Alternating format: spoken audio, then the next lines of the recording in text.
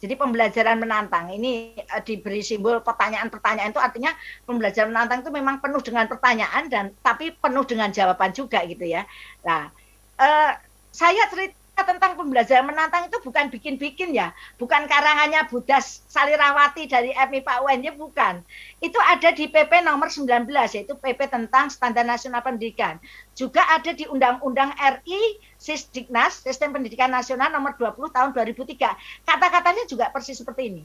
Jadi proses pembelajaran pada satuan pendidikan diselenggarakan secara inspiratif, interaktif, menyenangkan, menantang. Lah ini ada kata menantangnya, memotivasi untuk berpartisipasi aktif. Dan ini tidak hanya berlaku untuk anak SMA ke bawah, enggak. Ada orang yang mengatakan kalau udah mahasiswa itu enggak usah dikasih yang neko-neko, udah gede biar belajar sendiri, itu salah.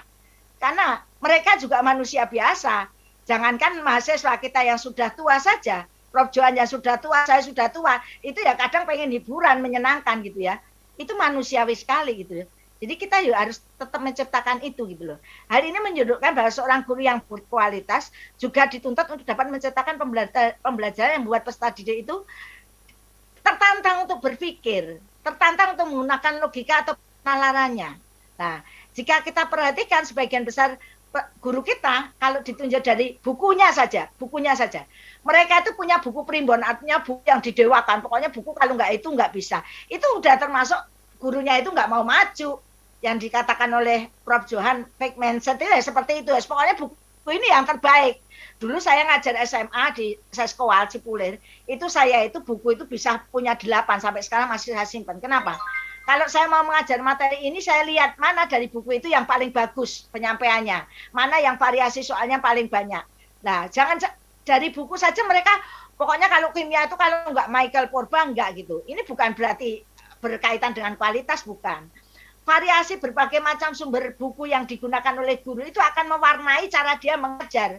Dia akan bisa tahu setiap buku itu akan memiliki cara gaya menyampaikan yang berbeda, memiliki kelebihan dari berbagai aspek yang berbeda. Ini bisa dipadu-padankan, dikombain oleh si guru itu sehingga pembelajarannya menjadi variatif, tidak monoton. Inilah tipe guru yang suka tantangan seperti itu. Nah, berbagai kreativitas dapat dibangun anak didik berdasarkan guru sebagai partnernya.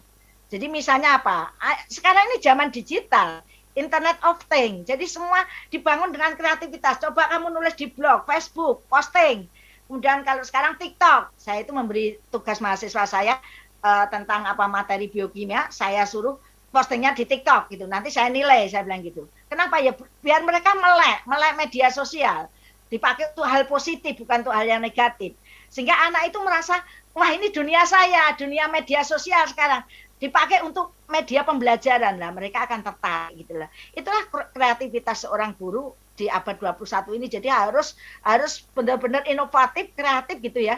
Kalau cuma seperti dulu itu nggak akan peserta didik kita itu berminat, tidak. Kalau peserta didiknya udah nggak minat, boro-boro mau belajar, nggak akan bisa dia belajar gitu ya.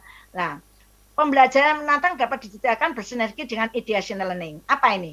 Ideational learning itu adalah pembelajaran di mana gurunya itu sering bertanya, tapi jawabannya itu bisa macam-macam. Jawaban yang berbeda-beda itu bisa nilainya sama. Karena yang dilihat oleh gurunya itu argumentasinya. Dia menjawab begini, argumentasinya apa. Saya pernah diceritani oleh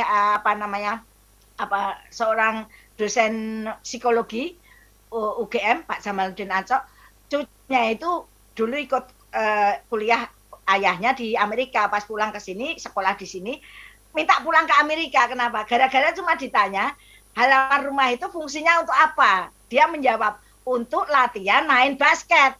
Dicoret sama gurunya, disalahkan. Katanya halaman itu untuk taman. Padahal si anak itu memang halamannya untuk latihan basket. Lah, ini pembelajaran ideasional itu seperti itu.